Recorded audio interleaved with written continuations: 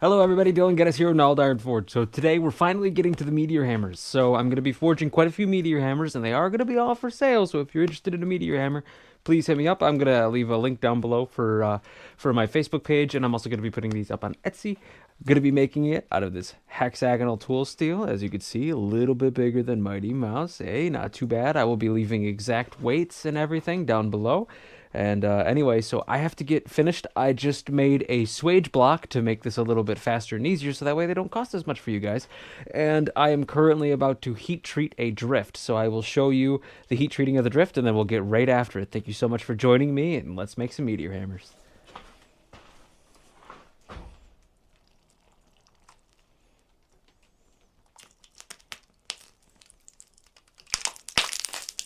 Whee!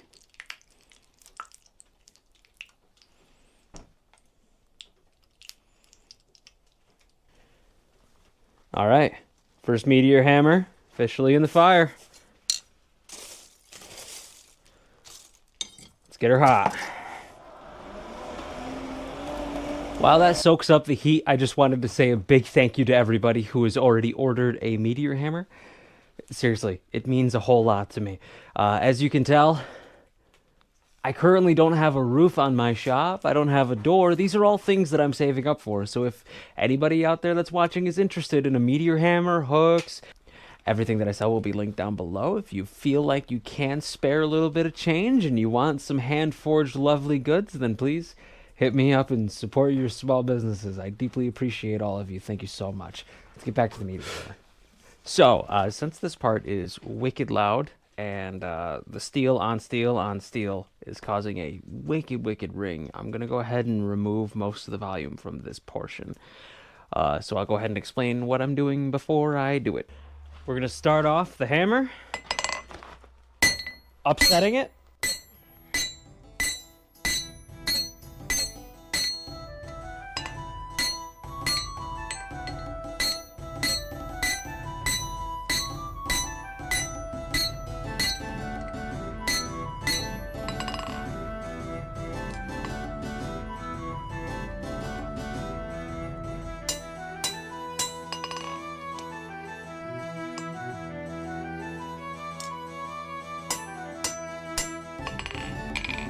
We're going to continue to upset that until we get a nice round point at the end.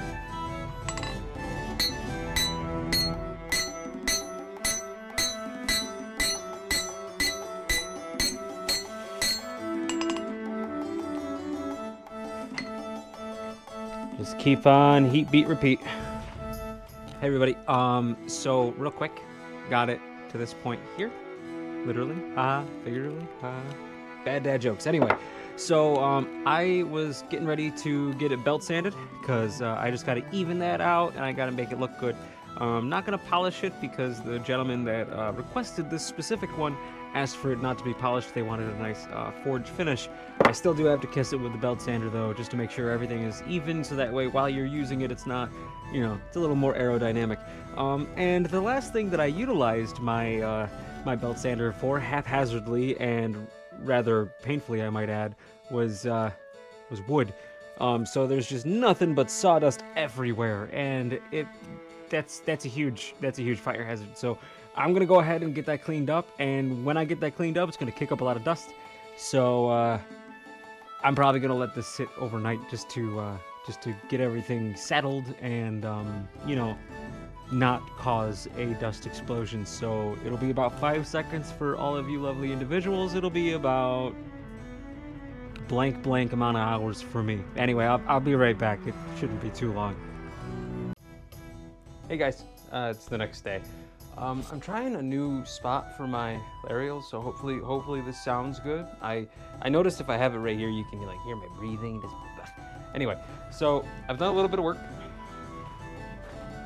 I've done a smidgen of work. Got the meteor hammers started. Let's go. So, instead of I got the belt sander cleaned up and everything like you guys saw a couple minutes ago.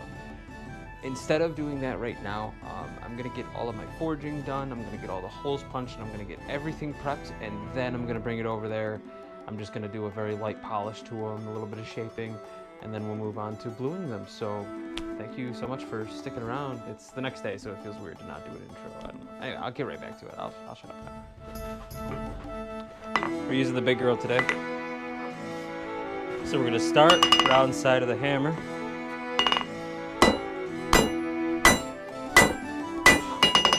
This is where the rope is gonna go. So you want it nice and rounded. It's been a while since I used this hammer. Holy fuck.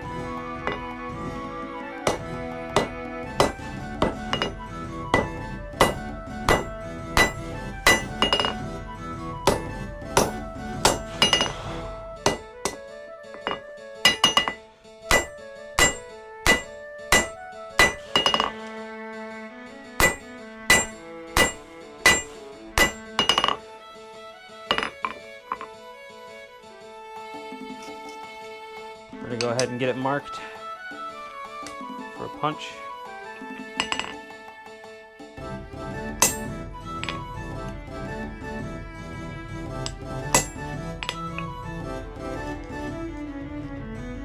Just like so.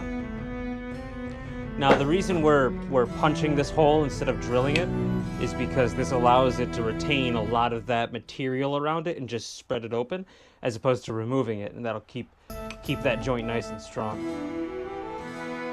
Sorry, I haven't been talking a whole lot. Sheesh, I forgot I was going. I was just kind of sending it. So now we're going to go ahead and punch that hole I was talking about. I'm going to try to use this and see how that works.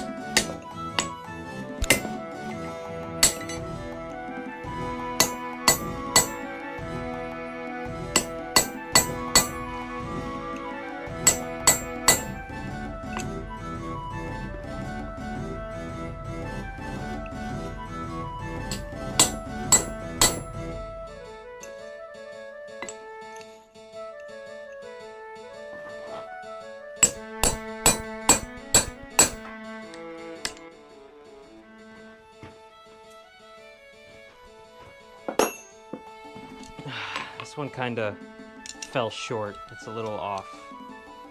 We might be able to salvage it. I don't quite know. We'll see. You can see how it's a little off there. I might be able to, once I drift this, kind of forge down in here to kind of remove a little bit of material and push it over this way. I should be able to save it. If not, I'll just scrap it and move on to the next one. Get it nice and hot. And we're just going to go ahead and punch this slug through. Ow.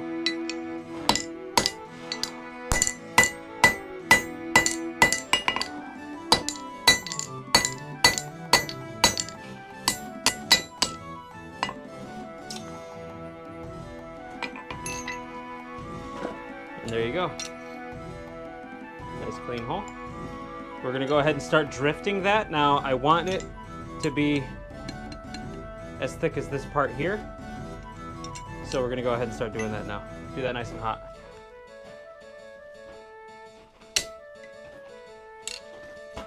Piece of coal for you.